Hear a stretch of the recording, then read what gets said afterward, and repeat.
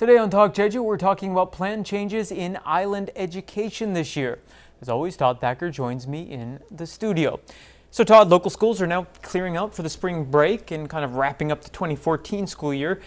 And many students, though they may be free from kind of the day-to-day of attending regular classes, still have a lot of studying to do at private academies. That's right, Nick. I mean, it's just so competitive, this education system. I think it's pretty much unthinkable for parents not to send their child or children to a private academy, during the holidays and even during the school year, sometime during their teens and often quite a bit earlier. So let's take a look at what 2015 has in store for Jeju students and parents and teachers, actually. We'll be seeing a lot of modifications. Yeah, and in fact, quite a large number of changes. Off the top of my head, certainly we've seen, locally and nationally a lot of outrage and a lot of calls for action regarding the case of the preschool teacher on the mainland who was caught on camera hitting a child. Bullying, too, of course, is a major issue, and the Provincial Office of Education is trying to get ahead of it. Mm-hmm. And then, also for the first time, principals will now be permitted to choose the start of the school day. All right, so let's start with the preschool issue. That was the first one you mentioned, and go from there. And you said it's become a national issue. Sure. I mean, preschool teachers, they famously have very long hours and relatively low pay. Mm-hmm. Certainly I know that Jeju has some of the lower ranges of pay here. Now, many educators are now, they're saying that they're being confronted by anxious parents. This child again who was beaten on camera. It's raised the anxiety levels of parents all over the country.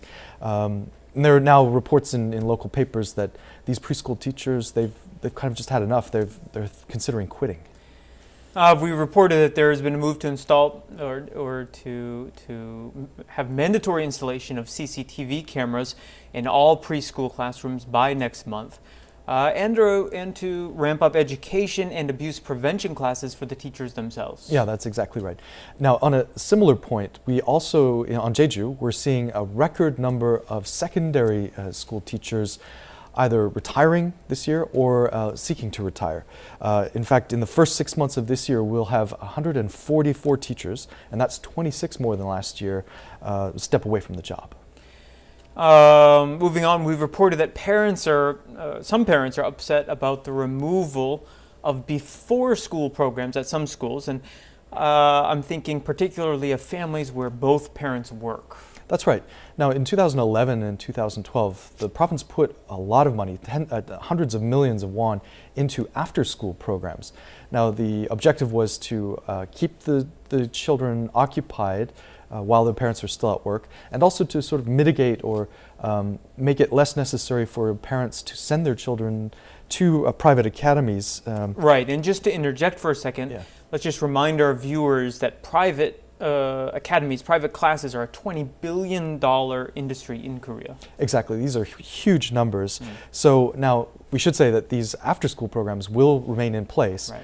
But as of next month, these special morning programs will start to be phased out. And this could mean that some parents, working parents, will in fact have to leave their homes to go to work before their kids even head to school. Right, and that's at some schools, not all schools.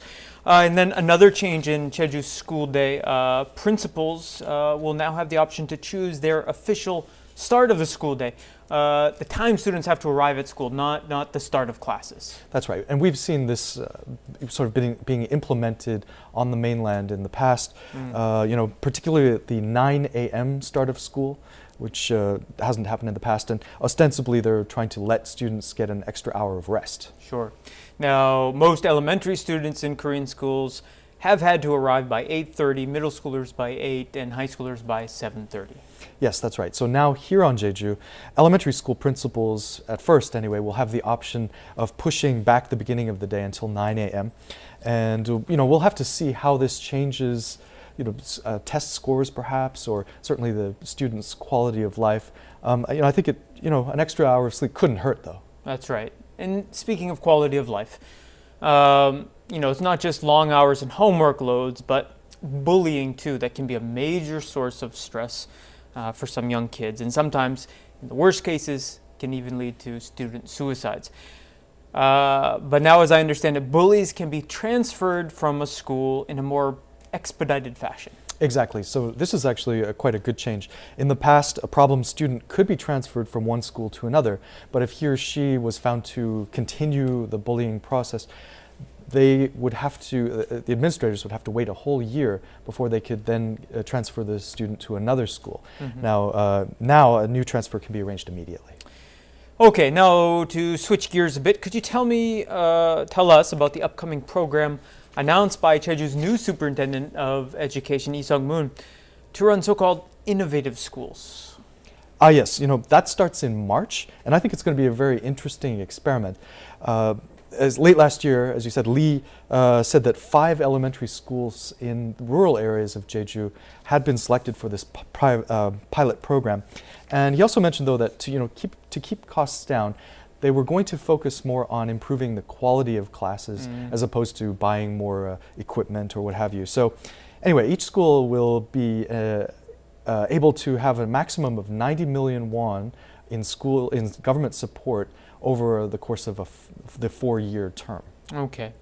What about the global education city? We had some recent news on a 4th school, St. Johnsbury Academy, going in there. Yeah, that's right. And construction on this American school in the global education city, it had been delayed, but the JDC's chief, Kim Han-wook, said last month that the construction plan is now complete and they are aiming to open their doors by 2017.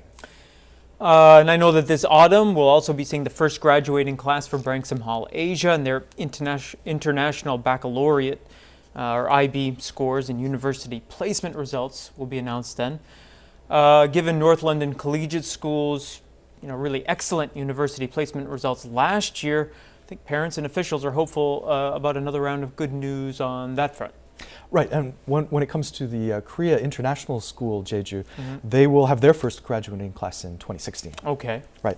Now, I do have one more development if we just have time for Sure, that. yes. Okay, so, when it comes to the Jeju language, the Provincial Office of Education has announced that it will be distributing more educational materials in the Jeju language to elementary and middle schools and also to libraries, that sort of thing.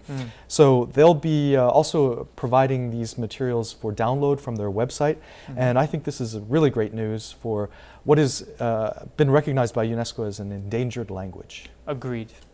Okay, Todd, thanks again, and we'll see you a bit earlier next time because of the holidays. Great, thank you. If you have any questions or comments, please email them to talkjeju@kctvcheju.com. Thank you for tuning in today, and I hope you'll join us next week at the same time. Can't wait until then, though. Visit us online at eng.kctvcheju.com or follow us on Facebook. 시청해주신 여러분, 고맙습니다.